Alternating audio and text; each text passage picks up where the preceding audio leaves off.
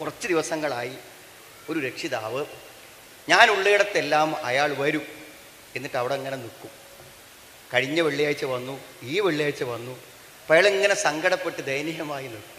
അപ്പോൾ അദ്ദേഹത്തിൻ്റെ ആവശ്യം അദ്ദേഹത്തിൻ്റെ മകൾക്കൊരു കൗൺസിലിങ്ങാണ്. എന്നെ സംബന്ധിച്ചിടത്തോളം എനിക്ക് അസാധ്യമാണ്, ഒരിക്കലും നടക്കില്ല. ഒന്നില്ലെങ്കിൽ ഇപ്പം ഞാൻ ഈ കൊടിയത്തൂർ സമ്മേളനത്തിന് വരുന്നില്ല എന്ന് പറയാം, എന്താ ഇപ്പം ഇന്ന് മാരിപ്പിക്കൊരു കൗൺസിലിങ് നടക്കും. അതല്ലെങ്കിൽ രാവിലെ ഞാൻ പ്രിൻസിപ്പളോട് പറയാം ഞാൻ കോളേജിലേക്ക് വരുന്നില്ല, എന്നാലും ചിലപ്പോൾ 2-3 കൗൺസിലിങ്ങൊക്കെ നടക്കും. അല്ലാതെ ഒരു നിലക്കും കൗൺസിലിങ് നടക്കില്ല. പക്ഷേ ഈ ദയനീയമായ ഇയാളുടെ മുഖം കാണുമ്പോൾ ഞാൻ അയാളോട് പറഞ്ഞു, നിങ്ങൾക്ക് ബുദ്ധിമുട്ടില്ലെങ്കിൽ നിങ്ങൾ എന്ത് ചെയ്യുക, നിങ്ങളെ മോളെ കൂട്ടി ഈ പള്ളിയിൽ വന്ന് വിശ്രമിക്കുക. എനിക്ക് എപ്പോഴാണോ ഒഴിവ് കിട്ടുന്നത് ആ സമയത്ത് ഞാൻ നിങ്ങളെടുത്ത് വരാം എന്ന് പറഞ്ഞു. അതല്ലാതെ വേറൊന്നും എനിക്ക് പറയാം. അങ്ങനെ എനിക്കൊരു അരമണിക്കൂർ കിട്ടിയപ്പോൾ ഞാൻ ഓടിപ്പോയി ചെന്നപ്പോൾ തന്നെ ഇന്നലത്തെ ഓൺലൈൻ മീറ്റിങ്ങിൽ എനിക്ക് ഭാഗികമായേ പങ്കെടുക്കാൻ പറ്റുള്ളൂ, എന്നാലും ഞാനത് കണ്ടു.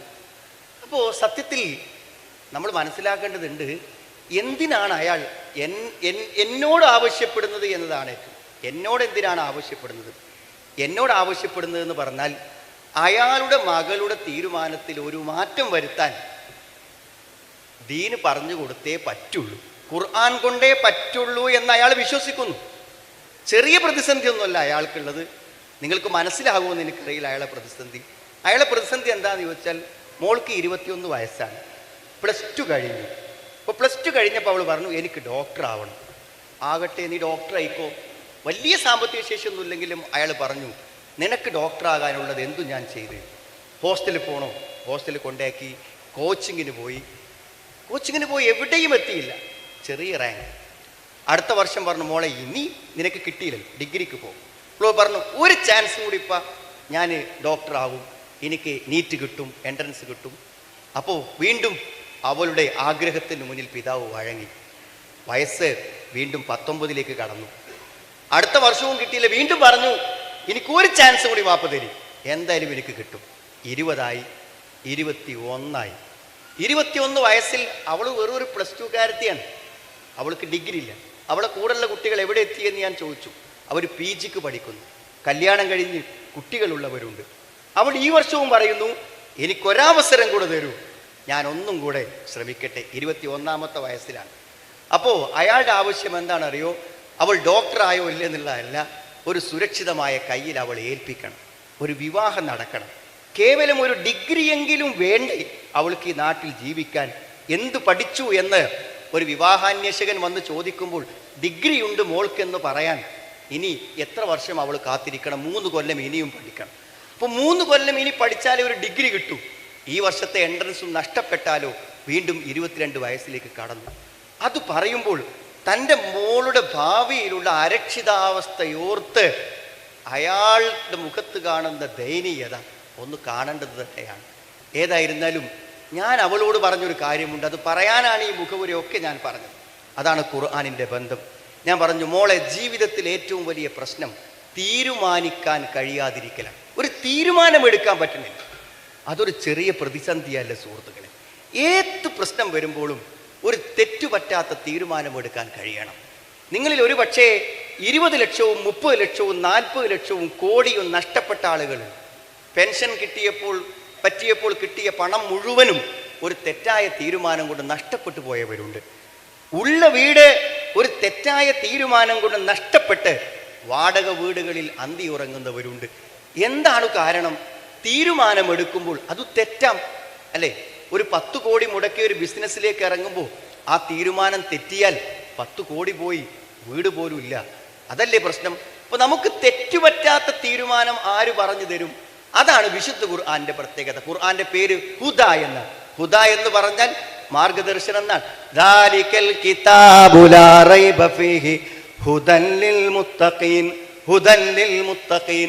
സൂക്ഷ്മത പാലിക്കുന്നവർക്ക് അത് വഴി കാണിച്ചു കൊടുക്കും, തീരുമാനം പറഞ്ഞു കൊടുക്കും, മാർഗദർശനങ്ങൾ നൽകിക്കൊണ്ടിരിക്കും. അതാണ് വിശുദ്ധ ഖുർആന്റെ പ്രത്യേകത. ഇന്ന അലൈനാ ലൽ ഹുദാ വ ഇന്ന ലനാ ലൽ ആഖിറത വൽ ഊലാ. ഇന്ന അലൈനാ ലൽ ഹുദാ. പഠിച്ചു പറയും, എനിക്കാണ് കാണിച്ചു തരാൻ പറ്റുക. നിങ്ങൾക്ക് ദുനിയാവിലും ആഖിറത്തിലുമുള്ള തെറ്റാത്ത വഴി നിങ്ങൾക്ക് കാണിച്ചു തരാൻ എനിക്കേ പറ്റൂ. ഇന്ന അലൈനാ ലൽ ഹുദാ. ഞാൻ കാണിച്ചു തരുന്ന വഴി മാത്രമേ തെറ്റാതിരിക്കുള്ളൂ. ഞാൻ അവളോട് പറഞ്ഞു, മോളെ, അള്ളാഹുവും റസൂലും പറഞ്ഞ തീരുമാനം അത് എത്ര തന്നെ നമുക്ക് വിയോജിപ്പ് തോന്നിയാലും നമ്മളത് സംതൃപ്തിയോടെ അംഗീകരിക്കണം.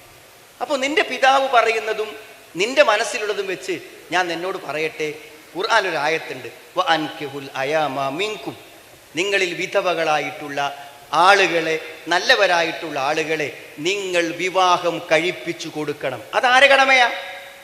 വിവാഹം കഴിപ്പിച്ചു കൊടുക്കണം എന്ന് പറയുന്നത് വലിയനോടാണ്, രക്ഷിതാവിനോടാണ്. എൻ്റെ മകൾക്ക് സുരക്ഷിതമായ ഒരു വിവാഹം എന്നത് എൻ്റെ കടമയാണ്, എൻ്റെ കടമയാണ്. അത് നിർവഹിക്കുന്നതിലൂടെയാണ് ഞാനൊരു രക്ഷകർത്താവിൻ്റെ യഥാർത്ഥമായ ഉത്തരവാദിത്വം നിർവഹിക്കുന്നത്. അത് നിർവഹിക്കാൻ ഒരു പിതാവ് ആഗ്രഹിക്കുന്നു, പറ്റണില്ല, സമ്മതിക്കണില്ല, എങ്കിലല്ലേ നടക്കുള്ളൂ. രണ്ടാമത് ഞാൻ പറഞ്ഞു, നബി സല്ലല്ലാഹു അലൈഹി വസല്ലം പറഞ്ഞിട്ടുണ്ട്, ഇതല്ലേ നമുക്ക് പറയാൻ പറ്റുള്ളൂ.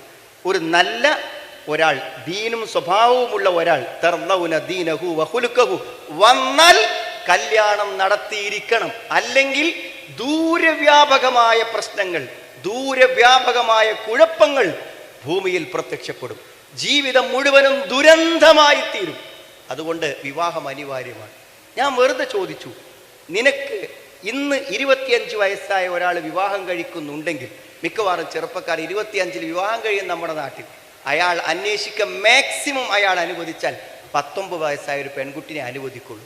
അപ്പോൾ 26 വയസ്സായാൽ 20 വയസ്സായ പെൺകുട്ടി മാക്സിമം, അല്ലേ? 27 വയസ്സായാൽ 21 വയസ്സായ കുട്ടിയെ, 28 വയസ്സായാൽ 22 വയസ്സായ കുട്ടിയെ.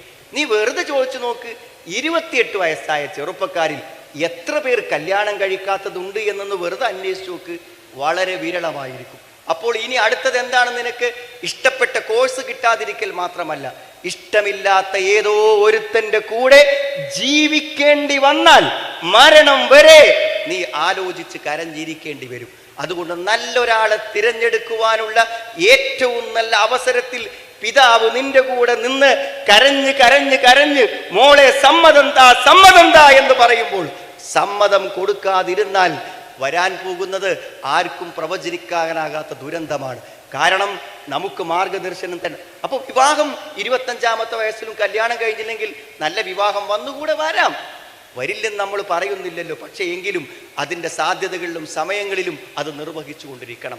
സുഹൃത്തുക്കളെ, ഇത് അവളോട് മാത്രമല്ല, എനിക്കും നമ്മളെല്ലാവരും അറിയേണ്ടത്, നമുക്ക് ബുദ്ധിയും യുക്തിയും വിവരവും ലോകപരിചയവും ഒക്കെ ഉണ്ടാകും. പക്ഷെ അള്ളയും റസൂലും കാണിച്ചു തരുന്ന ഗൈഡൻസ്, ഹുദ, അവിടെ നിന്നോളുള്ളൂ, അതിനപ്പുറത്തേക്ക് പോകരുത്. ഞാൻ ഇന്ന് ഇങ്ങോട്ട് പോരുമ്പോഴത്തെ 2-3 ഫോണുണ്ട്. ഒരു സ്ത്രീ എന്നെ വിളിച്ചു, അവൾ ഗുഡ് ആഫ്റ്റർനൂൺ എന്നോട് പറഞ്ഞു. സ്വാഭാവികമായും ഒരു മുസ്ലിം ആയിരിക്കില്ലെന്ന് ഞാൻ ധരിച്ചു. എന്നാലും ആരാവട്ടെ സംസാരിക്കുക എരിച്ചിനോട് പറഞ്ഞു. സംസാരിച്ചപ്പോൾ എന്താണെന്ന് വിചാരിച്ചല്ലോ, വലിയ സംഗതികളാണ് പറയുന്ന പോലെ അവർ പറഞ്ഞു. എന്താണ്? കല്യാണത്തിന് ജ്വല്ലറിയിൽ പിന്നെ ആഭരണം വാങ്ങാൻ പോയ സ്ഥലത്ത് ആളെ പരിചയപ്പെട്ടപ്പോൾ അയാൾ ഭയങ്കര പിന്തുണ തന്നു. ജീവിതത്തിൽ എല്ലാ നിലക്കും അയാൾ എനിക്ക് ആശ്വാസം പകർന്നു. എൻ്റെ എല്ലാ പ്രശ്നങ്ങൾക്കും അയാൾ പരിഹാരം ഉണ്ടാക്കി. അവസാനം എന്ത് ചെയ്തു? എൻ്റെ സ്വർണവും പണവും എൻ്റെ ജീവിതവും കൊള്ളയടിച്ച് അയാൾ പോയി. അവിഹിത ബന്ധാണ്, വിഹിതമായ ബന്ധമല്ല, വിവാഹമല്ല. എന്നിട്ട് അവൾ പറഞ്ഞു, ഇതൊക്കെ അള്ളാഹുവിൻ്റെ വിധി. ഞാൻ പറഞ്ഞു, നിങ്ങൾ എന്തായി പറയുന്നത്? അള്ളാഹുവിൻ്റെ വിധി എന്നു നിങ്ങൾക്കറിയില്ലേ? ഒരു അന്യപുരുഷനുമായി ഒരു ബന്ധം ഒരാൾക്ക് വേണ്ടെന്ന്.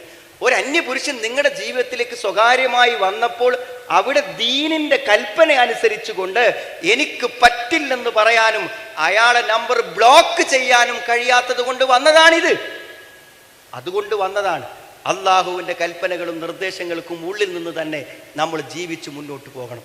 സുഹൃത്തുക്കളെ, നിങ്ങൾ കുടുംബസമേതമാണ് ഇവിടെ വന്നത്. അതുകൊണ്ട് ഇവിടെ കുടുംബത്തിലെ ചില കാര്യങ്ങൾ പറയേണ്ടതുണ്ട്. കുടുംബമായിട്ടാണ് വന്നത്.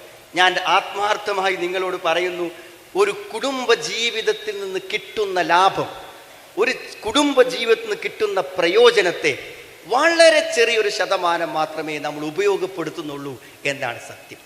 ഒരു പക്ഷേ ഒരു ഭാര്യ ഭർത്തൃ ബന്ധത്തിൽ നിന്ന് മാത്രം കിട്ടുന്ന ചില കാര്യങ്ങളും, ഒരു വിവാഹത്തിലൂടെ മാത്രം കിട്ടുന്ന ഒരു സംഗതിയാണ് ഒരു പക്ഷേ നമ്മുടെ ലൈംഗികത, സെക്സ് എന്നൊക്കെ പറയുന്നത്. അത് വിവാഹത്തിലൂടെ മാത്രമേ നമുക്ക് പറ്റുള്ളൂ, വേറെ നിലക്കും പറ്റൂല. എന്നാൽ വിവാഹത്തിലൂടെ ഒരു സ്ത്രീക്കും പുരുഷനും അള്ളാഹു അനുവദിച്ചു കൊടുത്ത ഈ സുഖത്തെ, ഈ സന്തോഷത്തെ വളരെ ചെറിയ ശതമാനം മാത്രമേ മിക്കവാറും നമ്മളുടെ മുന്നിൽ വന്ന് പറഞ്ഞ കണക്കനുസരിച്ച് ഞാൻ മനസ്സിലാക്കുന്നത് വളരെ ചെറിയ ശതമാനം. അതിൽ തന്നെ വലിയൊരു വിഭാഗം ചെറുപ്പക്കാരെ സംസാരത്തിന് എനിക്ക് മനസ്സിലായത്, അവർ അശ്ലീല സൈറ്റുകൾ കാണുക, കണ്ട പെണ്ണുങ്ങളൊക്കെ നോക്കി നടക്കുക, അവസാനം തൻ്റെ ആവശ്യ നിർവഹണത്തിന് വേണ്ടി മാത്രം വീട്ടിലെത്തുന്ന, മറ്റൊന്നും ആ ഭാര്യയോട് യാതൊരു വിധത്തിലുള്ള ഒരു റൊമാൻറ്റിക്കായ, അതല്ലെങ്കിൽ സാധാരണഗതിയിൽ ഒരു ഭാര്യയോട് കാണിക്കുന്ന മാനസിക സ്നേഹമോ അടുപ്പമോ ബന്ധമോ ഒന്നും കാണിക്കാതെ ഏതോ പോൺ സൈറ്റിൽ കണ്ട വേശ്യകളെ മനസ്സിൽ വെച്ചുകൊണ്ട് ചെയ്യുന്ന ചില നിർവഹണങ്ങൾ മാത്രം. അതാണ് ഒരു വലിയ സമൂഹത്തിൻ്റെ ചിത്രം ശരിക്കും തൻ്റെ മുന്നിൽ കാണുന്നത്. ഈ കഴിഞ്ഞ ദിവസം വളരെ വിഷമത്തോടുകൂടെ ഒരാൾ പറഞ്ഞു, ജീവിതം പ്രതിസന്ധിയില്ല, ഒന്നും ചെയ്യാൻ പറ്റണില്ല, ഉദ്യോഗസ്ഥനാണ്, ജോലിക്ക് പോകാൻ പറ്റണില്ല, ഒന്നും വായിക്കാൻ പറ്റണില്ല, ഒരു പത്രം നോക്കാൻ പറ്റണില്ല. അപ്പോൾ എന്താണെന്ന് ചോദിച്ചു, കല്യാണം കഴിഞ്ഞതിന് ശേഷമുള്ള എൻ്റെ ഭർത്തൃ ജീവിതത്തിൽ എനിക്ക് ശാരീരികമായ സംതൃപ്തി ലഭിക്കുന്നില്ല, അതിനൊരു പരിഹാരം ഉണ്ടാക്കാൻ ഞാൻ പല ശ്രമങ്ങളും നടത്തി, വേറെ വിവാഹം ആലോചിച്ചു, പലതും ആലോചിച്ചു, ഒന്നും പരിഹാരമായില്ല, എനിക്ക് ആരാധന ചെയ്യാൻ പറ്റുന്നില്ല, ഒരു സംഗതി ചെയ്യാൻ പറ്റുന്നില്ല എന്നാണ് അദ്ദേഹം പറയുന്നത്. സത്യത്തിൽ ഞാൻ ആലോചിച്ചു പോകുന്നത്, ഇത്രമാത്രം ഒരാളുടെ ജീവിതത്തിൽ പ്രതിസന്ധിയും പ്രയാസവും ഉണ്ടാക്കുന്ന കാര്യങ്ങളാണോ അത്? അവസാനം അയാൾ പറഞ്ഞു, ഞാൻ ഇപ്പം നിങ്ങളിത്ത് വന്നത് ഞാനൊരു വഴി വിട്ടു പോകുന്ന ഒരു സ്ഥിതിവിശേഷത്തിലേക്ക് എൻ്റെ ജീവിതം എത്തിക്കൊണ്ടിരിക്കുമ്പോഴാണ് ഞാൻ നിങ്ങളുടെ അടുക്കൽ വന്നത് എന്നാണ്. സത്യം പറയുകയാണെങ്കിൽ ഞാൻ അദ്ദേഹത്തോട് ചോദിച്ചു, നിങ്ങൾ ഈ പോൺ സൈറ്റിൽ ഈ വീഡിയോയിൽ ഈ അശ്ലീല ചിത്രങ്ങളൊക്കെ കാണുന്നുണ്ടല്ലോ, ഞങ്ങളോട് ചോദിക്കുകയാണ്, ഇത് ചിത്രങ്ങളല്ലേ, ഇത് സ്ക്രീനല്ലേ? ഒറിജിനലായ നിങ്ങളുടെ ഭാര്യ നിങ്ങളുടെ കിടപ്പറയിലില്ലേ? എന്ത് കാണാൻ തോന്നാത്തത്, എന്ത് നോക്കാൻ തോന്നാത്തത്? ഈ സ്ക്രീനിൽ കാണുന്നതിനേക്കാളും എന്തായാലും അല്പം കൗതുകം നിങ്ങളുടെ മുന്നിലുണ്ടാകുമ്പോൾ നിങ്ങൾക്ക് അനുവദനീയമായ മനസ്സാക്ഷിക്കുത്തില്ലാതെ എന്താണ് അതിന് തോന്നാത്തത്? ഞാൻ ആ ചോദ്യം ചോദിച്ചപ്പോൾ അദ്ദേഹം എൻ്റെ മുഖത്തേക്ക് ഇങ്ങനെ ഉത്തരമറിയാതെ നിന്നു. ഞാൻ പറഞ്ഞു, ശൈത്താനാണിതിനു പിന്നിൽ, പിശാചാണിതിനു പിന്നിൽ. വിവാഹത്തിലൂടെ പരിഹരിക്കാൻ പറ്റാത്ത ലൈംഗിക പ്രശ്നങ്ങളില്ല. അത് ഞാൻ പറയണതല്ല. യാ മഅ്ശറ ശബാബ് മൻ ഇസ്തതാഅ മിൻകുമുൽ ബാഅത ഫൽയതസവ്വജ്. ഈ ഫോണിന്റെയും ഇന്റർനെറ്റിന്റെയും യുഗത്തിൽ നിസ്കാരം നോമ്പൊക്കെയുള്ള എല്ലാ പുരുഷന്മാരോടും എല്ലാ സ്ത്രീകളോടും ഞാൻ പറയുന്നത്, നമ്മുടെ ഇണകളെ അള്ളാഹു അനുവദിച്ചു തന്നത് കണ്ണുകളെ സൂക്ഷിക്കാനും മുഖ്യസ്ഥാനങ്ങളെ സൂക്ഷിക്കാനും കണ്ണുകളെ താഴ്ത്താനുമാണ്. അത് പറ്റും. വിവാഹം കഴിച്ച ആണിനും പെണ്ണിനും അത് പറ്റും എന്നുറപ്പാണ്. എന്തേ വിവാഹം ചെയ്ത പുരുഷനെ എറിഞ്ഞു കൊല്ലണമെന്നും വിവാഹിതനല്ലാത്ത പുരുഷനെ മറ്റൊരു ശിക്ഷയും വിധിക്കാൻ എന്തേ കാരണം? അതിലും ഒരു മനഃശാസ്ത്രമില്ലേ? അതിലും ഒരു തത്വമില്ലേ? വിവാഹിതൻ എന്താണ് അതിൻ്റെ ആവശ്യം? പ്രസക്തമായ ചോദ്യമല്ലേ അത്? അപ്പോൾ അതിൻ്റെ കാരണം വിവാഹത്തിൽ അനുവദനീയമായതിനെ ശരിയായി ഉപയോഗപ്പെടുത്തുന്നില്ല സ്ത്രീ പുരുഷന്മാർ എന്നതൊരു വസ്തുതയാണ്. അത് ഇതിൽ മാത്രമല്ല, എല്ലാ കാര്യത്തിലും. ഒരു സഹോദരി എന്നോട് പറഞ്ഞു, ഞങ്ങൾ ഗൾഫിൽ നിന്ന് വന്നതാണ്, കുറഞ്ഞ ദിവസമുള്ളൂ, എൻ്റെ ഭർത്താവിനോട് നിങ്ങളൊരു ഉപദേശം കൊടുക്കണം. അപ്പം എന്താ ഭർത്താവിന് ഉപദേശം കൊടുക്കേണ്ടത്? എന്നോടൊന്ന് നല്ല നിലക്കൊന്ന് സംസാരിക്കാൻ വേണ്ടിയിട്ട് നിങ്ങൾ അദ്ദേഹത്തോട് പറയണം എന്നാണ്. അപ്പം എനിക്ക് പിന്നെ ഒന്നും അത് മാത്രം കേട്ടപ്പോൾ തന്നെ എനിക്ക് മനസ്സിലായി, എന്താണ്, ഒരാൾ നമ്മളോട് നല്ല നിലക്ക് സംസാരിക്കണില്ലെങ്കിൽ നമ്മളും അയാളോട് നല്ല നിലക്ക് സംസാരിക്കണില്ല. അതിന് വേറെ കൗൺസിലിംഗ് ഒന്നും കാര്യമില്ല, അത് നമുക്ക് അപ്പം മനസ്സിലാവും. നമ്മളോട് ഒരാൾ ഇങ്ങനെ വെറുതെ റോങ് പറഞ്ഞുകൊണ്ടിരിക്കൂല, ഇടയ്ക്കൊക്കെ റോങ് നമ്മളും പറയണം, അല്ലെങ്കിൽ അയാൾ നിർത്തും. അയാൾക്ക് പറയാതിരിക്കാൻ പറ്റൂല. ഞാൻ ഓതിയില്ലേ, വക്കുല്ലി ഇബാദി, എത്ര സ്നേഹത്തിലാണെന്ന് പറഞ്ഞു, എൻ്റെ അടിമകൾക്കൊന്ന് പറഞ്ഞു കൊടുക്ക്, കുല്ലി ഇബാദി യഖൂലുല്ലതീ ഹിയ അഹ്സൻ. നല്ലത് പറയണം. എന്നിട്ട് എന്താ പിന്നെ പറഞ്ഞ കാര്യങ്ങൾ? നല്ലതു പറയാതിരിക്കുന്നിടത്തോളം കാലം ശൈത്താൻ നമ്മുടെ കാര്യത്തിൽ വിജയിച്ചു. നിങ്ങളുടെ ദാമ്പത്യം പരാജയപ്പെടുന്നത് നല്ലത് പറയാനിട്ടാണ്. ഇന്ന ശൈത്താന യൻസഹു ബൈനഹും ഇന്ന ശൈത്താന കാന ലിൽ ഇൻസാനി അദുവം മുബീനാ. ഇന്ന ശൈത്താന യൻസഹു ബൈനഹും. പിശാച് നിങ്ങൾക്കിടയിൽ പ്രശ്നങ്ങൾ ഉണ്ടാക്കിക്കൊണ്ടിരിക്കും. പിശാച് നിങ്ങളുടെ ഏറ്റവും പ്രത്യക്ഷ ശത്രുവാണ്. സുഹൃത്തുക്കളെ, ഞാൻ നിങ്ങളോട് പറയുന്നു, നിങ്ങൾ കുടുംബസമേതല്ലേ പങ്കെടുത്തത്, നിങ്ങൾക്കും നിങ്ങളുടെ ഭാര്യയ്ക്കും സന്തോഷത്തോടുകൂടെ തർക്കിക്കാതെ, വാദപ്രതിവാദം നടത്താതെ, പറഞ്ഞു ചെയ്യിക്കാതെ വർത്തമാനം പറയാൻ ഇന്ന് ഉറങ്ങുന്നതിന് മുമ്പ് നിങ്ങൾക്ക് സാധിച്ചാൽ നിങ്ങളുടെ കുടുംബജീവിതം 50% വിജയിച്ചു. അപ്പോൾ ഈ സഹോദരനോട് ചോദിച്ചു, എങ്ങനെയാണ് അത് പറയാൻ? ഞങ്ങൾ എന്ത് പറഞ്ഞാലും അങ്ങോട്ടും ഇങ്ങോട്ടും തർക്കമായി വരും. അപ്പം ഞാൻ പറഞ്ഞ് നിങ്ങളൊരു കാര്യം ചെയ്യും, ഒരു 15 ദിവസത്തേക്ക് നിങ്ങളൊരു തീരുമാനം എടുക്കുക. എന്തറിയോ, തൽക്കാലം ഭർത്താവ് എന്തു പറഞ്ഞാലും അത് ശരിയാണെങ്കിലും തെറ്റാണെങ്കിലും എന്നെ ആക്ഷേപിക്കുകയാണെങ്കിലും എന്നെ വിമർശിക്കുകയാണെങ്കിലും ഒന്നും തൽക്കാലം ഞാൻ അതിനൊന്നും മറുപടി പറയുന്നില്ല. നമുക്ക് അങ്ങനെ തീരുമാനിക്കാൻ ബുദ്ധിമുട്ടുണ്ടോ? അപ്പം ഞാൻ പറഞ്ഞു, ഈ ബഹുമാനിക്കുന്ന ആൾക്കാരുണ്ടല്ലോ, ഇപ്പോൾ നമ്മളെ ഗുരുനാഥന്മാർ, വാപ്പ, അമ്മ, ഭർത്താവ്, ഇങ്ങനത്തെ ആളുകളോടൊക്കെ എപ്പോഴും എന്തുള്ളൊരു പറഞ്ഞത് കേൾക്കാനേ പറ്റുള്ളൂ. നമുക്ക് തിരുത്താൻ പറ്റൂല.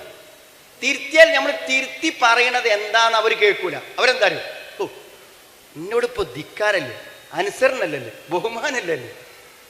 അപ്പോൾ പറയുമ്പോഴേക്കും തിരിച്ച് പറയാൻ തുടങ്ങിയില്ലേ, ഇത് മാത്രമേ അവരുടെ മനസ്സിക്ക് വരുള്ളൂ. ഇവിടെ ഒരു 15 ദിവസത്തേക്ക് നിങ്ങൾ എന്ത് ചെയ്യും, ഭർത്താവ് എന്ത് പറഞ്ഞാലും ഒന്ന് കേട്ട് നിൽക്കും. പക്ഷെ നിങ്ങൾ സംസാരിക്കണം. നിങ്ങൾ എന്താ സംസാരിക്കേണ്ടത്? ഏക സിവിൽ കോഡിനെ പറ്റി പറഞ്ഞത് വേറൊന്നും പറയണം. അതിനെ പറ്റി പറഞ്ഞ് ഭാര്യയും ഭർത്താവും തർക്കിക്കേണ്ട കാര്യമില്ലല്ലോ. മണിപ്പൂരിലെ കലാപത്തെക്കുറിച്ച് പറഞ്ഞത്, നിങ്ങൾ ഫേസ്ബുക്കിൽ വായിച്ചൊരു വാർത്തനെ കുറിച്ച് പറയും. അങ്ങനത്തെ കുറച്ച് വർത്താനം കുറച്ച് ദിവസം പറയും. മറുപടി ഇല്ലാത്ത, കൗണ്ടർ ചെയ്യാത്ത കുറച്ച് വർത്താനങ്ങൾ പറയും. ഒന്ന് പറഞ്ഞു നോക്കൂണ്ട് സഹോദരൻ, സ്ത്രീകളോട് ഞാൻ പറയണത്. നിങ്ങളുടെ മക്കൾ ഇവിടെ നിങ്ങൾ ഉപദേശിക്കൂലേ മക്കളോട്? അപ്പോൾ മക്കൾ എന്താണ് തിരിച്ചു പറയും? നിങ്ങളെന്താ ആഗ്രഹിക്കുന്നത്? തിരിച്ചു പറയുമ്പോൾ ന്യായമായിരിക്കും തിരിച്ചു പറയുണ്ടാവുക. എന്തിനാ എടാ കുട്ടി എല്ലാ സമയത്തും ഇങ്ങനെ മൊബൈൽ നോക്കിയാൽ എൻ്റെ കണ്ണ് നഷ്ടപ്പെട്ടു പോകും, ഇത് പരീക്ഷയിലും തോൽക്കും എന്ന് മോനോട് പറയുമ്പോൾ, അപ്പോൾ നിങ്ങൾ എപ്പോഴാണ് മൊബൈൽ നോക്കാത്തത്? നിങ്ങൾ അടുക്കളയിൽ നിന്ന് തിരിച്ചു വരുമ്പോഴൊക്കെ നിങ്ങൾക്ക് മൊബൈൽ തന്നെയല്ലേ? നിങ്ങൾ രാത്രി 12 മണി 1 മണിക്കൊക്കെ മൊബൈൽ തിരിക്കുന്നത് ഞാൻ കണ്ടു എന്ന് മോനോ മോളോ പറഞ്ഞാൽ എന്താണ്, ന്യായമാണ് എന്നാണോ ചിന്തിക്കുക? അല്ല, ഓ ഇപ്പം എൻ്റെ കാര്യം ചോദ്യം ചെയ്യാൻ തുടങ്ങിയെന്നേ ചിന്തിക്കുള്ളൂ. അത് എല്ലാവർക്കും അങ്ങനെ ചിന്തിക്കാൻ പറ്റുള്ളൂ.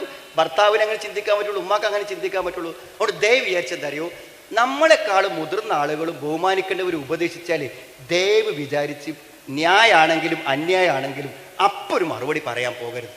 നമ്മൾ തമ്മിലുള്ള എല്ലാ ബന്ധവും ശരിയാവും. അതുമായി ബന്ധമില്ലാത്ത വേറെ കുറച്ച് വർത്തമാനങ്ങൾ നമ്മൾ എന്ത് ചെയ്യുക, പറയാം.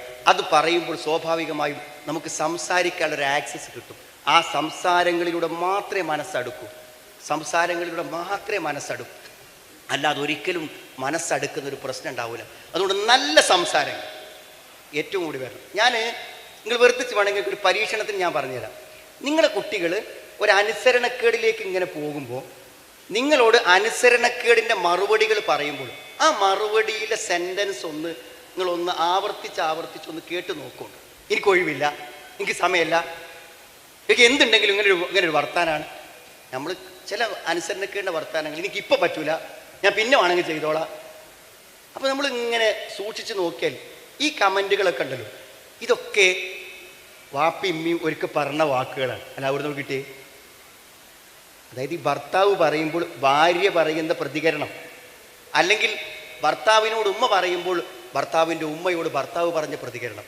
നിങ്ങൾ ഉറപ്പിച്ചോളിയും, നിങ്ങൾ തർക്കിക്കുന്നതും നിങ്ങൾ വാദിക്കുന്നതും നിങ്ങൾ മറുപടി പറയുന്നതും എല്ലാം നിങ്ങളോട് നിങ്ങളെ മക്കൾ പറയും. അപ്പോഴാണ് നിങ്ങൾ കൗൺസിലറെ അന്വേഷിക്കണം. അപ്പോഴാണ് ഉപദേശത്തിന് നിങ്ങൾ ആളെ തരണം. അതുകൊണ്ട് എന്താ പരിഹാര മാർഗം എന്നറിയോ? എന്ത് മറുപടി പറയണം, എങ്ങനെ ഒരാളെ അനുസരിക്കണം, അത് നമ്മൾ രണ്ടാളും നമ്മളെ കുട്ടികൾക്ക് ഇങ്ങനെ കാണിച്ചു കൊടുക്കണം. എന്നും കാണിച്ചു കൊടുക്കണം. എന്താ പറഞ്ഞാൽ എങ്ങനെയാണ് നമ്മൾ മറുപടി പറയേണ്ടത്, എങ്ങനെയാണ് കേട്ട് നിൽക്കേണ്ടത്, എങ്ങനെയാണ് സൗമ്യമായി സംസാരിക്കാം, ഇത് നമ്മുടെ കുട്ടികൾക്ക് നമ്മൾ കാണിച്ചു കൊടുത്താൽ ആ കാണിച്ചു കൊടുക്കുന്നതിലൂടെ നിങ്ങൾക്കൊരു കൗൺസിലിങ്ങും വേണ്ടാതെ നിങ്ങളുടെ കുട്ടികളെ നിങ്ങൾക്ക് കിട്ടും. ഞാനിത് തമാശയായിട്ട് പറയാലോ കേട്ടോ. ഈ കഴിഞ്ഞ ദിവസം ഒരു സദസ്സിൽ നിന്ന് ഒരാൾ ചോദിച്ചൊരു ചോദ്യമാണ്, എന്താ അറിയോ, നമ്മളൊക്കെ മുജാഹിദായി, നമ്മൾ ഈ ആശയമൊക്കെ സ്വീകരിച്ചു, പക്ഷെ നമ്മുടെ ഭാര്യനെ എങ്ങനെ നമ്മൾ ഇതിലേക്ക് കൊണ്ടുവരിക? ന്യായമായ സംശയം, എൻ്റെ ഭാര്യനെ എങ്ങനെ കൊണ്ടുവരിക? അപ്പോൾ ഞാൻ അദ്ദേഹത്തോട് പറഞ്ഞൊരു മറുപടി എന്താണെന്ന് വിചാരിച്ചാൽ, നിങ്ങളിൽ എന്തുണ്ടോ അത് തത്സമയം നിങ്ങൾ ഭാര്യയിലേക്ക് കൈമാറണം. എന്ത് കിട്ടിയാലും, ഒരു വായിച്ചൊരാശയം കിട്ടി, അതപ്പം അവളോട് പറയണം. എന്താണോ നമ്മൾ ചിന്തിക്കുന്നത് അത് അവളോട് പറയണം. നിങ്ങളുടെ സാമ്പത്തിക കാര്യമാണെങ്കിലും കടമാണെങ്കിലും രോഗമാണെങ്കിലും എന്താണെങ്കിലും അവരോട് പറയണം. അപ്പം അങ്ങനെ പറയുകയാണെങ്കിൽ എന്ത് ചെയ്യും, പിന്നൊരു പറച്ചിൻ്റെ ആവശ്യം ഉണ്ടാവില്ല, എല്ലാം അതിൻ്റെ ഒപ്പം തന്നെ കിട്ടും. നിങ്ങൾ നോക്ക്, നിങ്ങൾ വെറുതെ വായിച്ചു നോക്ക്. നിങ്ങൾ ഫലമ്മ ബലഗ മഅസായ, ഇബ്രാഹിം നബിൻ്റെ കൂടെ നടക്കാനുള്ള പ്രായമായി ഇസ്മായിൽ നബിക്ക് 10 വയസ്സാന്ന് പറയുന്നുണ്ട്. 18 വയസ്സ് എത്ര കൂടെ, ഈ 10 വയസ്സിൽ ഒപ്പം നടക്കാൻ തുടങ്ങിയ മകനോട് വാപ്പ പറയാണെന്ത്, ഇന്നീ അറാ ഫിൽ മനാമി അന്നേ അദ്ബഹു ഫന്ദുർ മാദാ തറ, മോനെ നിന്നെ അറുക്കാൻ അള്ളാഹു എന്നോട് പറഞ്ഞിട്ടുണ്ട്, എന്താ നിന്റെ അഭിപ്രായം? അല്ല പറഞ്ഞു എന്ന് പറഞ്ഞാൽ ഇസ്മായിൽ നബിക്ക് വേറൊരു അഭിപ്രായം ഉണ്ടാവും. അല്ല പറഞ്ഞു എന്ന് പറഞ്ഞാൽ പിന്നെ വേറെ അഭിപ്രായം ഉണ്ടാവും. പക്ഷെ അറുക്കാൻ പറഞ്ഞു എന്നതും അത് മകൻ്റെ മുഖത്ത് നോക്കി പറയാൻ കഴിയുന്നത് എന്താ അറിയങ്ങൾ? അതുവരെ ഇങ്ങനെ മിണ്ടാതെ നടന്നിട്ട് അപ്പോൾ ഒരു സംഭവം വന്നു, മോനെ ഇവിടെ വാ നിറഞ്ഞിട്ട് നിന്നെ ഞാൻ അറുക്കണം എന്ന് പറഞ്ഞാൽ മോനത് മനസ്സിലാവില്ല. ഇബ്രാഹിം നബിൻ്റെ ആദർശമെന്തോ അത് മകൻ അറിയാം. നിങ്ങളുടെ ആദർശമെന്തോ അത് നിങ്ങളുടെ മകൻ അറിയണം. നിങ്ങളുടെ പെരുമാറ്റത്തിലെ നന്മയെന്തോ അത് നിങ്ങളുടെ മകൾക്കറിയണം, നിങ്ങളുടെ ഭാര്യക്കറിയണം, അത് പകർന്നറിയണം. എന്തേ ഇസ്മായിൽ നബി പറഞ്ഞു, യാ അബതി ഫഅൽ മാ തുമർ സതജിദുനി ഇൻഷാ അല്ലാഹു മിനസ് സാബിരീൻ. വാപ്പ, നിങ്ങളോട് അല്ല പറഞ്ഞ് നിങ്ങൾ ചെയ്യും. നിങ്ങൾക്ക് എന്താ പേടി? കത്തിയുമായി വരുമ്പോൾ ഞാൻ എന്തെങ്കിലും അക്ഷമ കാണിക്കുമെന്നാണോ? എഴുന്നേറ്റോടുമെന്നാണോ? സതജിദുനി ഇൻഷാ അല്ലാഹു മിനസ് സാബിരീൻ, ക്ഷമാലുവായി നിങ്ങളുടെ മുമ്പിൽ കിടക്കുന്നതായി നിങ്ങൾക്ക് എന്നെ കണ്ടെത്താനാവും. നമ്മുടെ മടിയിൽ വളരുന്ന കുട്ടിയിൽ നമ്മുടെ മനസ്സുണ്ടാവണം. നമ്മുടെ മടിയിൽ വളരുന്ന കുട്ടിക്ക് നമ്മുടെ മനസ്സുണ്ടാവണം. അപ്പൊ ചോദിക്കും, മദ്രസയിലെ ഉസ്താദ് ചോദിക്കും, സ്കൂളിലെ മാഷ് ചോദിക്കും, ഇതാര മോന? എന്താണ് ഈ കുട്ടി ഒരു എക്സ്ട്രാ പക്വത, ഇതെങ്ങനെ കിട്ടിയവന്? അതെ, അവൻ്റെ വാപ്പയാരാണെന്ന് ചോദിക്കും, ഉമ്മയാരാണെന്ന് ചോദിക്കും, അവൻ ഏത് വീട്ടിൽ നിന്ന് വരുന്നു എന്ന് ചോദിക്കും. നിങ്ങളൊരു പൊതു ഫംഗ്ഷനുള്ള സ്ഥലത്ത് ചെല്ലും, എൻ്റെ കുട്ടികളെങ്ങനെ നോക്കി? എല്ലാ കുട്ടികളും ഒരുപോലെ ആവില്ല, കുട്ടികളൊക്കെ വ്യത്യസ്തരാകും. ആ വ്യത്യസ്തതയ്ക്കു പിന്നിൽ മാതാപിതാക്കളുണ്ട്, ഉമ്മയുണ്ട്, വാപ്പയുണ്ട്.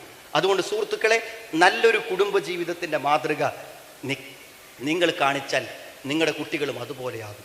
ഇതിൻ്റെ ദുരന്തം ഞാൻ നിങ്ങളോട് പറയട്ടെ. പെൺകുട്ടികൾ കല്യാണം വേണ്ടെന്ന് പറയുന്നുണ്ട്, അവിടെ എണ്ണം വർദ്ധിച്ചു വരാൻ. കാരണങ്ങളിലേക്ക് ഞാൻ കടക്കുന്നില്ല, ഒരു കാരണം പറയാം. എൻ്റെ പനിയും മനിയും പോലെയല്ലേ കാര്യം ഉണ്ടാകുക? വേണ്ടെന്നാ പറയാം. കാരണം തരൂ, വിവാഹമെന്ന് പറഞ്ഞാൽ അത്രമേൽ ബുദ്ധിമുട്ടാണ് എന്നാണ് അവർ മനസ്സിലാക്കുന്നത്. അത് അവളുടെ ഉമ്മൻ്റെ വിഷമം കണ്ടിട്ടാണ് ഞാൻ പറഞ്ഞത്. വിവാഹം കഴിച്ച് കൊണ്ടുവരുന്ന ഒരു സ്ത്രീക്ക് ഏറ്റവും നല്ല സംരക്ഷണവും സമാധാനവും നൽകുന്നത് നമ്മുടെ കുട്ടികൾ കാണണം. അല്ലെങ്കിൽ പ്രായപൂർത്തിയായാൽ ഇത്തരമൊരു ജീവിതം എനിക്ക് വേണ്ടെന്ന് നിങ്ങളുടെ പെൺകുട്ടികൾ പറഞ്ഞാൽ നമ്മൾ ആ സമയത്താകെ നിസ്സഹായരായി പോകും. അതുകൊണ്ട് നല്ലൊരു മാതൃക നമ്മുടെ കുട്ടികൾക്ക് കാണിക്കണമെന്ന് ഒന്നിച്ചു വന്ന ഭാര്യ ഭർത്താക്കന്മാർ ഇവിടെ വെച്ച് തീരുമാനിച്ചാൽ സുഹൃത്തുക്കളെ, അവിടെ ഖുർആൻ്റെ സ്വഭാവവും ഖുർആൻ്റെ മാതൃകയും ഖുർആൻ്റെ എല്ലാ മഹത്വങ്ങളും അവിടെ പുലർന്നു വരും എന്ന കാര്യത്തിൽ യാതൊരു സംശയവുമില്ല. ഒരു സംഗതി നിങ്ങളെല്ലാവരും മനസ്സിലാക്കണം. ദാമ്പത്യത്തിൻ്റെ വിഷയം പറയുമ്പോൾ സുഹൃത്തുക്കളെ, ഒരു വല്ലാത്ത മറ്റെന്തിനേയും അതിജീവിക്കാൻ പറ്റുന്ന ഒരു ഇഷ്ടം അള്ളാഹു ഭാര്യ ഭർത്താക്കന്മാരുടെ മനസ്സിലിട്ട് കൊടുത്തിട്ടുണ്ട്. അത് അല്ല ഒരു ഇഷ്ടമാണ്, അത്ഭുതകരമായൊരു ഇഷ്ടം. വജഅല ബൈനക്കും മവദ്ദത്തൻ വറഹ്മ. നമ്മളത് ശരിക്കും ആസ്വദിച്ച് അനുഭവിക്കണം. അത് ആസ്വദിച്ച് അനുഭവിക്കുമ്പോൾ കുടുംബജീവിതത്തിൻ്റെ എല്ലാ പ്രശ്നങ്ങളും തീരും. ഒരു പക്ഷേ ഇപ്പം ഞാൻ കണ്ട്, ഫേസ്ബുക്കിൽ കണ്ട്, ഗൾഫിൽ നിന്ന് അവൻ നാട്ടിലേക്ക് വന്നു. എന്ത്? നിശ്ചയിച്ച കല്യാണത്തിൻ്റെ നിക്കാഹ് നടത്താൻ വേണ്ടി വന്നതാണ്. വന്ന് നോക്കുമ്പോൾ എന്താ നിങ്ങൾ, അവൻ ഇവിടെ എത്തുന്നതിൻ്റെ തൊട്ട് മുമ്പായിട്ട് ഭാര്യയ്ക്കൊരു ആക്സിഡൻറ്റ് പറ്റി, നട്ടെല്ല് മുറിഞ്ഞു, സ്പൈനൽ കോഡ് പൊട്ടി. ഇനി അവൾ എഴുന്നേൽക്കൂല, മനസ്സിലായി? അവൾക്കിനി അരക്ക് താഴെ ഒന്നും നടക്കൂല. ആ പെണ്ണിനെ നല്ല മൈലാഞ്ചിയിട്ട് പുതിയണ്ണായി ആ ബെഡിൽ കിടത്തിയിട്ട് അവളുടെ കൈ പിടിച്ചിട്ട് കോട്ടിട്ട് നിക്കാഹ് നടന്ന ദിവസത്തെ ഫോട്ടോ ഞാൻ ഈ കണ്ണുകൊണ്ട് കണ്ടിട്ടുണ്ട്, കഥയല്ല. അപ്പോൾ ഞാൻ ചോദിക്കുക, എങ്ങനെയാണ് ഇനി ജീവിതത്തിൽ ഒരു ഗ്ലാസ് ചായ പോലും കയ്യിൽ തരാൻ കഴിയാത്ത ഒരു പെണ്ണിനെ എനിക്ക് വേണ്ടെന്ന് വെക്കാതിരിക്കാൻ എന്താണ് കാരണം? അതെ, ഇവളാണ് എൻ്റെ ജീവിതത്തിലേക്ക് വരുന്നത് എന്ന് മനസ്സുകൊണ്ട് ഒരു പുരുഷൻ തീരുമാനിച്ചാൽ ആ സ്നേഹം അവിടെ ജനിച്ചു. ഇയാളെ ഞാൻ ഭർത്താവായി ഇഷ്ടപ്പെട്ടു എന്ന് കാണാൻ വന്ന ദിനം അവളുടെ മനസ്സിൽ കയറിയാൽ അന്ന് മുതലൊരു സ്നേഹം വളരും. അതിന് ഫോൺ ചെയ്യണ്ട, ചിത്രം വേണ്ട, ഫോട്ടോ വേണ്ട, സംസാരം വേണ്ട, അടുത്തൊരു കാഴ്ച വേണ്ട. ആ സെക്കൻഡ് മുതൽ ആ സ്നേഹം തീഷ്ണമായി വളരും. വെള്ളമൊഴിച്ചാലും കെടാത്ത തീ പോലെ ആ പ്രേമം ശക്തമായി വരും. അത് അവിഹിതമാകുമ്പോഴും ശക്തമാണ്, വിഹിതമാകുമ്പോഴും ശക്തമാണ്. അതുകൊണ്ടാണ് അവിഹിത ബന്ധത്തിലുള്ള കാമുകന്മാർ കിണറ്റിൽ ചാടാൻ തീരുമാനിച്ചത്, പുഴയിൽ ചാടാൻ തീരുമാനിച്ചത്. ഈ സ്നേഹം സാക്ഷാത്കരിക്കുന്നില്ലെങ്കിൽ ഇനി ജീവിതം വേണ്ടാന്നാണ് അവർ തീരുമാനിക്കുന്നത്. അതുകൊണ്ടാണ് പ്രേമിച്ചു പോയവരെ വേർപെടുത്താൻ നമ്മൾ ബുദ്ധിമുട്ടുന്നത്. ആ സ്നേഹം നമ്മുടെ ദാമ്പത്യത്തിൽ പ്രവർത്തിക്കുന്നുണ്ടോ എന്ന് എൻ്റെ സഹോദരന്മാർ ഒരാത്മപരിശോധന നടത്തണം. സഹോദരങ്ങളെ, നമ്മുടെ നല്ലൊരു കുടുംബാന്തരീക്ഷത്തിൽ നല്ലൊരു തലമുറയെ സൃഷ്ടിക്കാൻ നമ്മൾ പരിശ്രമിച്ചില്ലെങ്കിൽ നമ്മുടെ കുട്ടികളുടെ ഭാവി അതീവമായ അപകടത്തിലാണെന്ന് ഈ സന്ദർഭത്തിൽ, ഈ ഒരു ഖുർആൻ സമ്മേളനത്തിൽ നമ്മൾ തിരിച്ചറിയേണ്ടതുണ്ട്. ഞാൻ നിങ്ങളോട് പ്രത്യേകമായി പറയുന്നു, നിങ്ങളുടെ പ്രായപൂർത്തിയായ മകൾക്ക് ജീവിതത്തിൽ സംഭവിക്കാവുന്ന ഏറ്റവും വലിയ ദുരന്തം അവളൊരു പ്രേമത്തിൽ അകപ്പെടുക എന്നതാണ്. അതിലപ്പുറത്തേക്കൊരു ദുരന്തം നിങ്ങളുടെ മകൾക്ക് വരാനില്ല. ഞാൻ അങ്ങനെ പറയുമ്പോൾ വെറുതെ പറയല്ല, അത്ര വ്യക്തമായി ഞാൻ പറയാൻ കാരണം എന്താണെന്നറിയോ? പ്രേമത്തിന് ഒരേ ഒരു കാരണമേ ഉള്ളൂ. വിവാഹത്തിന് പല കാരണങ്ങളുണ്ട്, പ്രേമത്തിന് ഒരേ ഒരു കാരണമേ. എന്താണ് പ്രേമത്തിൻ്റെ കാരണം എന്നറിയോ? പ്രേമത്തിൻ്റെ കാരണം എന്ന് പറഞ്ഞാൽ അത് ആണും പെണ്ണും ആയി എന്നത് മാത്രമാണ്. ആണും പെണ്ണും ആയി എന്നത് മാത്രമാണ്.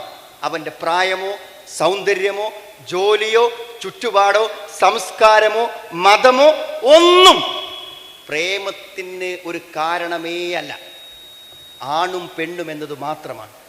ഇനി ഏതെങ്കിലും ഒരു സ്ത്രീയോട് ഒരു പുരുഷന് ആകർഷണീയത തോന്നുന്നുവെങ്കിൽ ഒന്നുകിൽ അവളുടെ ശരീരം, അല്ലെങ്കിൽ അവളുടെ സംസാരം, അവളുടെ രൂപം, അവളുടെ മറ്റു കാര്യങ്ങൾ, ഒരു ലൈംഗികതയിലേക്ക് അയാളെ നയിക്കുന്ന ഒരു സ്ത്രീയിൽ തോന്നുന്ന ആകർഷണീയത. അത് പരാത്തഹ്നൈന ബിൽക്കൗൽ, സംസാരമാകാം, വേഷമാകാം, അതിൻ്റെ അപ്പുറത്തേക്കൊന്നുമില്ല. അതുകൊണ്ട് ഞാൻ പറഞ്ഞത്, പ്രേമം ഏത് പുരുഷനിലും സംഭവിക്കാം. നിങ്ങളുടെ മകളുടെ പ്രേമം ഏത് പുരുഷനിലും സംഭവിക്കാം. അവിടെ മതമില്ല. അയാൾ പുരുഷനായാൽ മതി. അയാളെ വയസ്സ് 90 എന്നത് പ്രശ്നമല്ല. അയാൾ മറ്റൊരു മതസ്ഥൻ എന്നത് പ്രശ്നമല്ല. അയാൾ അവളുടെക്കാളും പ്രായം കുറഞ്ഞവനെന്നത് പ്രശ്നമല്ല. പഠിപ്പിക്കുന്ന അധ്യാപിക എന്നത് പ്രശ്നമല്ല. പഠിപ്പിക്കുന്ന കുട്ടി പഠിപ്പിക്കുന്ന അധ്യാപികയെ പ്രേമിക്കാം.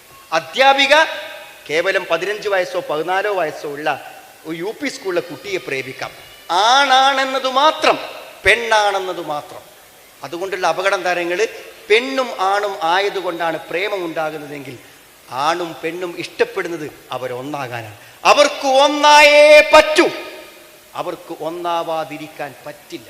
അതിനെന്തെല്ലാം വഴികളുണ്ടോ അതെല്ലാം അവർ അന്വേഷിക്കും. വാപ്പയും ഉമ്മയും കരഞ്ഞിരിക്കേ അവർ കാമുകന്റെ ബൈക്കിൽ കയറിപ്പോകും. അത് സംഭവിക്കാതിരിക്കാൻ നല്ല ജാഗ്രത നിങ്ങൾക്ക് വേണം. അതിലപ്പുറം നിങ്ങൾ മനസ്സിലാക്കേണ്ട ഒരു കാര്യം എന്താ വെച്ചാൽ, എന്തിരു ഒരു വാഹനം സൈഡിലേക്ക് ചേർന്ന് വരുമ്പോൾ നിങ്ങളുടെ മകള് മാറി നിൽക്കും. മനസ്സിലായില്ലേ? ഏതോ ഒരു പുരുഷൻ മോശമായ രൂപത്തിൽ തൻ്റെ അടുക്കലേക്ക് വരുമ്പോൾ ഓടി രക്ഷപ്പെടും. എന്നാൽ നമ്മുടെ പെൺമക്കളെ ഏറ്റവും സുരക്ഷിതമായി ഇവിടുത്തെ ഏറ്റവും വൃത്തികെട്ട ആളുകൾക്ക് കൈവശപ്പെടുത്താനുള്ള ഏറ്റവും സുരക്ഷിത മാർഗമാണ് പ്രേമം. കഴിഞ്ഞ ദിവസം എന്നോടൊരു പെൺകുട്ടി പറഞ്ഞതെന്തറിയോ? ഞാൻ അയാളെ അത്രമാത്രം ഇഷ്ടപ്പെട്ടു. ഞാൻ ശാരീരികമായും എല്ലാ നിലക്കുള്ള ബന്ധങ്ങളും അയാളുടെ നടത്തി. ഇപ്പം എന്തിയ പ്രശ്നം? അവൾ പറയാണ്, എന്നോട് അവൻ ഇപ്പോൾ പറയുന്നത്, നീ എനിക്കു തരുന്നതെല്ലാം എൻ്റെ സുഹൃത്തിനും കൊടുക്കണം. ആലോചിക്കണം എന്തേ? അപ്പോഴാണ് അവൾ മനസ്സിലാക്കണത്, ഇവൻ എന്നെ സ്നേഹിച്ചിട്ടല്ല, എന്നെ ഉപയോഗിക്കുകയായിരുന്നു എന്ന് അവൾക്ക് അത് കേട്ടപ്പോഴാണ് മനസ്സിലായത്. അവളെ വിചാരം ഇത് അവളോടുള്ള എന്തോ ഒരു വലിയ സ്നേഹവും ബന്ധവും അവളുടെ ജീവിതത്തോടുള്ള വലിയ താല്പര്യമൊക്കെയാണ്, ആശ്വസിപ്പിക്കാനും സമാധാനിപ്പിക്കാനും ഒക്കെയാണ്. നാം ആലോചിക്കണം, നമ്മുടെ പെൺകുട്ടികളെ എത്ര സമർത്ഥമായിട്ടാണ് കൊണ്ടുപോകുന്നത്. നിങ്ങൾ കഴിഞ്ഞൊരു ദിവസം ഒരു പയ്യൻ ഇതേപോലൊരു പെൺകുട്ടിയെ സ്നേഹിച്ച് പ്രേമിച്ച് കൊണ്ടുനടന്നു. അവസാനം എത്തിച്ചാൽ അവരെ രണ്ടുപേരെയും ബന്ധുക്കൾ പിടിച്ചു. ബന്ധുക്കൾ പിടിക്കാൻ കാരണം അവൾ തന്നെയാണ്. ഇവൻ വല്ലാതെ ശല്യപ്പെടുത്തിയപ്പോൾ അവൾ വീട്ടിൽ പറഞ്ഞു. അപ്പോൾ ബന്ധുക്കൾ എന്ത് ചെയ്യും? ബന്ധുവിലെ കുറച്ച് ചെറുപ്പക്കാർ കൂടിയിട്ട് ഇവനെ ബസ്സിൽ നിന്ന് ഇറക്കി. നല്ല ബസ്സിൽ നിന്ന് ഇറക്കി, നല്ല നാരങ്ങ വെള്ളമൊക്കെ കൊടുത്ത് നല്ല സ്വീകരിച്ച് എന്ത് ചെയ്യുക, നമുക്ക് സംസാരിക്കാം, വീട്ടിലേക്കൊക്കെ സമ്മതമാണെങ്കിൽ കല്യാണം നടത്താം എന്നൊക്കെ പറഞ്ഞ് അവനെ കൂട്ടിക്കൊണ്ടുപോയി ഒരു സ്വകാര്യ സ്ഥലത്ത് കൊണ്ടുപോയി അവർ നന്നായി കൈകാര്യം ചെയ്തതിനോട് നമുക്കൊരു യോജിപ്പില്ല കേട്ടോ. പക്ഷെ എന്തറിയോ, നമ്മളൊക്കെ പെൺകുട്ടികളെ എന്താ വെച്ചാൽ ഈ ചെറുപ്പക്കാര് യാതൊരുവിധ സംഗതികളുമില്ലാതെ കൊണ്ടുപോയി നമ്മൾ വളർത്തിക്കൊണ്ടുവന്ന മക്കളെ കൊണ്ടുപോയി ദുരുപയോഗപ്പെടുത്തുമ്പോൾ നോക്കി നിൽക്കാനും സഹിച്ച് നിൽക്കാനൊന്നും എല്ലാവരെ കൊണ്ടും പറ്റൂലല്ലോ. അതുകൊണ്ട് സംഭവിച്ചു പോയതാകാം. അവൻ പറയണ എന്താ വെച്ചാൽ, അവൻ പറയാണ് വ്യഭിചാരികളെ എറിഞ്ഞു കൊല്ലുന്നൊക്കെ ഞാൻ കേട്ടിട്ടുണ്ട്. സത്യത്തിൽ അതിനേക്കാളും മാരകമായതാണ് എനിക്ക് കിട്ടിയത് എന്ന് പറയണമെങ്കിൽ എത്ര ശക്തമായിട്ട് അവൻ. എന്നിട്ട് അവനോട് ചോദിക്കുകയാണ്, ഇവരെന്ത് ചോദിച്ചു അറിയോ, നീ തുറന്നു പറയേ എല്ലാം, എന്നിട്ട് നിനക്ക് അങ്ങനെ കെട്ടിച്ച് തന്നേ പറ്റൂന്നുണ്ടെങ്കിൽ ഞങ്ങൾ കെട്ടിച്ച് തരാമെന്നാണ്. അങ്ങനെ ആദ്യ സമയം അടി കൊടുക്കുന്നതിന് മുമ്പൊക്കെ പറയിപ്പിച്ചു. ഇവൻ ആ പെൺകുട്ടിയെ ചെയ്ത കഥകളെല്ലാം അവൻ ആത്മാർത്ഥമായി പറഞ്ഞു. നിങ്ങൾ ആലോചിക്കണം, നമ്മുടെ പെൺകുട്ടികളെയൊക്കെ പ്രേമത്തിൻ്റെ പേരിൽ ഓരോരുത്തർ കൊണ്ടുപോയി ചെയ്യുന്ന നെറുകേടുകൾ ഓർത്താൽ നമുക്ക് സഹിച്ച് നിൽക്കാൻ പറ്റൂല. അതുകൊണ്ട് നമ്മുടെ പെൺകുട്ടികൾക്ക് പറഞ്ഞു കൊടുക്കണം, അവരെ ബോധവൽക്കരിക്കണം. ഞാനിപ്പോൾ നമ്മുടെ യൂത്തിൻ്റെ നേതൃത്വത്തിൽ പ്രീ മെരിറ്റൽ കൗൺസിലിംഗ് ക്ലാസ് ഉണ്ട്. എന്തിനാ വെച്ചെന്നറിയങ്ങൾ, ഈ പ്രേമ കേസുകൾ കൗൺസിലിങ്ങിന് വിളിച്ചിട്ട് ഒരു പ്രേമ കേസിൻ്റെ കൗൺസിലിങ്ങിന് ഇരുന്നാൽ ഒരു അര ദിവസം വേണം. അങ്ങനെ ഓരോ പെൺകുട്ടിക്കും വേണ്ടി ഇരിക്കാൻ പറ്റൂ. അപ്പം എല്ലാ പെൺകുട്ടികളെയും പാടെ ഒരു ദിവസം വിളിക്കുക, രാവിലെ മുതൽ വൈകുന്നേരം വരെ ഒരു ക്ലാസ് കൊടുക്കുക എന്നാണ് ഇപ്പോൾ യൂത്ത് തീരുമാനിച്ചത്. അടുത്ത ഓഗസ്റ്റ് 20 അടുത്ത രജിസ്ട്രേഷൻ തീയതി വെച്ചതെന്നാണ് ഞാൻ ഓർക്കുന്നത്. അപ്പോൾ സത്യത്തിൽ എന്താ അറിയോ, പറഞ്ഞു കൊടുത്താൽ ഈ കുട്ടികൾക്ക് മനസ്സിലാവും. അപ്പോൾ ഈ കുട്ടി ചാടിപ്പോയതിൻ്റെ ഉത്തരവാദിത്തം വാപ്പക്കും ഉമ്മക്കുമാണെന്ന് ഞാൻ പറഞ്ഞാൽ നിങ്ങളെന്നെ കുറ്റപ്പെടുത്തരുത് കേട്ടോ. കുട്ടികൾ ഒരിക്കലും അത് ഒരു തെളിവായി എടുക്കുകയും ചെയ്യരുത്. ഞാനത് പറയാൻ കാരണം, നമ്മുടെ പെൺകുട്ടികൾക്ക് വേണ്ടി സംഘടിപ്പിച്ച നമ്മുടെ പെൺകുട്ടികൾ സംഘടിപ്പിച്ച പ്രോഗ്രാമിലേക്ക് ഒരു പെൺകുട്ടി വന്നു.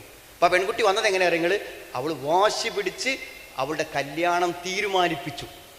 അവൾ സ്നേഹിച്ച ആളുമായിട്ട്.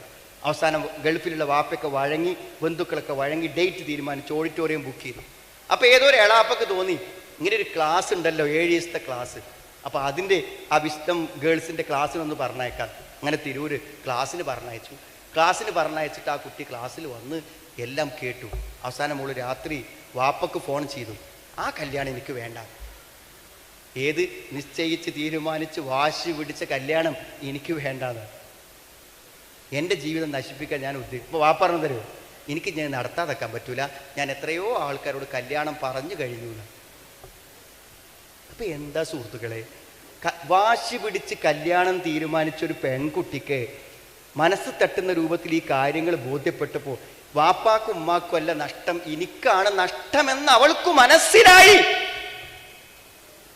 ഇതൊക്കെ നമ്മുടെ കുട്ടികൾക്ക് ഇനിയും നമ്മൾ പഠിപ്പിച്ചു കൊടുത്തില്ലെങ്കിൽ നമ്മൾ വലിയ ദുരന്തം ഏറ്റുവാങ്ങേണ്ടി വരും എന്ന കാര്യത്തിൽ സംശയമില്ല. പണ്ടൊക്കെ എങ്ങനെ അറിയങ്ങൾ, ഈ ആൺകുട്ടികളൊക്കെ കഞ്ചാവോ പാൻ പരാഗോ എന്തെങ്കിലുമൊക്കെ ഉപയോഗിച്ചാൽ എന്താ വെച്ചാൽ കുറച്ച് കാലമൊക്കെ അങ്ങനെ ഉപയോഗിച്ച് കഴിഞ്ഞിട്ടാണ് ഈ അഡിക്ഷൻ വരിക. അപ്പം നമുക്കിത് നേരാക്കാനെ കുറച്ച് സമയം കിട്ടും. നാളെ കൊണ്ടുപോയിട്ട് നിങ്ങളുടെ കുട്ടിക്ക് സ്കൂളിൽ നിന്ന് ഒരു പയ്യൻ എന്താണെന്ന് സാധനം പറയുക, വെറുതെ ഒന്ന് വെച്ച് നോക്ക്, ഒരു പ്രശ്നം ഉണ്ടാവില്ല, ഒരു കുറച്ചെടുത്ത് കണക്കൊരു സമാധാനം കിട്ടും എന്ന് പറഞ്ഞിട്ട് MDMA ഒരല്പം അവന് കൊടുത്താൽ അതോടെ അഡിക്ഷനായി. പിന്നെ അവന് 12 മണിക്കൂർ കഴിഞ്ഞാൽ അത് കിട്ടണം. മനസ്സിലായി? അത് ഉമ്മാനെ കൊന്നിട്ട് പിന്നെ ഉമ്മാൻ്റെ കാത് മുറിച്ചുകൊടുന്നിട്ട് കൊടുത്താലും വേണ്ടില്ല, അവനത് കിട്ടിയേ പറ്റൂ. അങ്ങനത്തെ ലഹരിയാണ് നാട്ടിൽ. ഇതേ ശരിക്കും ഇരുത്തി പഠിപ്പിച്ചു കൊടുത്തില്ലെങ്കിൽ നാളെ ക്യാമ്പസിൽ നമ്മുടെ കുട്ടികൾ ഇതിൽ പെടും. അത്ര കണ്ട് ശതമാനം വർദ്ധിച്ചു വന്നുകൊണ്ടിരിക്കാൻ. അതുകൊണ്ട് സഹോദരങ്ങളെ, നമ്മുടെ മക്കളായി തീരാൻ നമ്മൾ ഇടപെട്ടേ പറ്റൂ. അതൊക്കെ അവൾ നോക്കിക്കോളെന്ന് പറഞ്ഞ് വാപ്പ പോയിട്ട് കാര്യമില്ല. വാപ്പയും ഉമ്മയും ഇടപെട്ട് നമ്മുടെ കുട്ടികളോടൊപ്പം നിൽക്കുക എന്നുള്ളത് അനിവാര്യമായ ഒരു കാര്യമാണ്. തീർച്ചയായും നമ്മുടെ കുടുംബ ജീവിതം ഏറ്റവും അധികം പ്രയോജനപ്പെടുത്താനും ഫലവത്താക്കാനുമുള്ള തീരുമാനമാണ് നമ്മുടെ ഭാഗത്തുനിന്ന് വേണ്ടത്.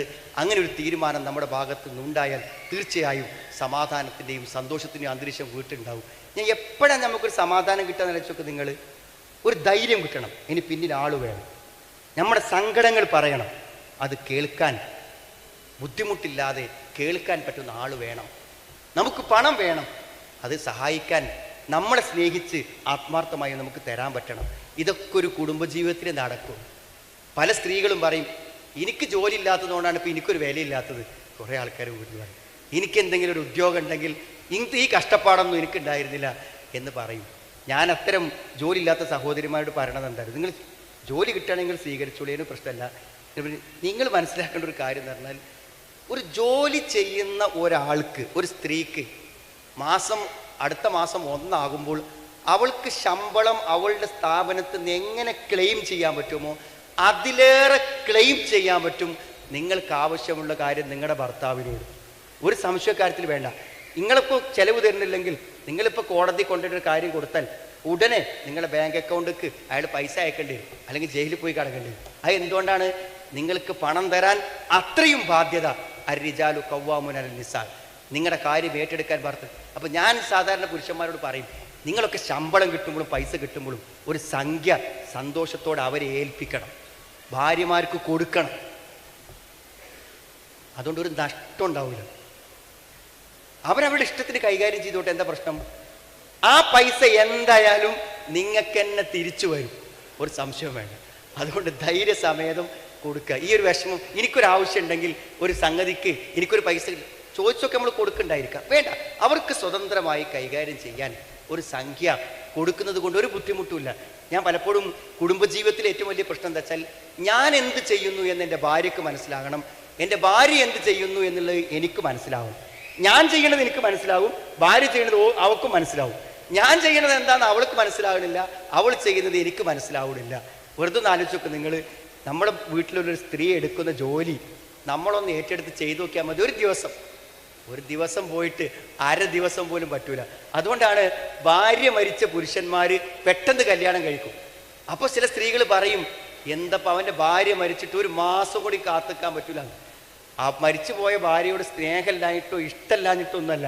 എന്നിട്ട് ഒരു പുരുഷന് ഒരു ഭാര്യയുടെ സഹായമില്ലാതെ ഒരല്പം പോലും സമയം മുന്നോട്ട് പോകാൻ പറ്റില്ല. ഒരു സംശയകാര്യത്തിൽ വരാം, ഒരിക്കലും പറ്റില്ല, ഒരു ദിവസം പോലും. പക്ഷെ പലപ്പോഴും സഹോദരിമാർക്ക് അത് പറ്റുന്നു, ജീവിതത്തിൽ സാധ്യമാകുന്നു. അത് എന്തുകൊണ്ടറിയോ? എല്ലാം അവരാണ് ചെയ്യണത്.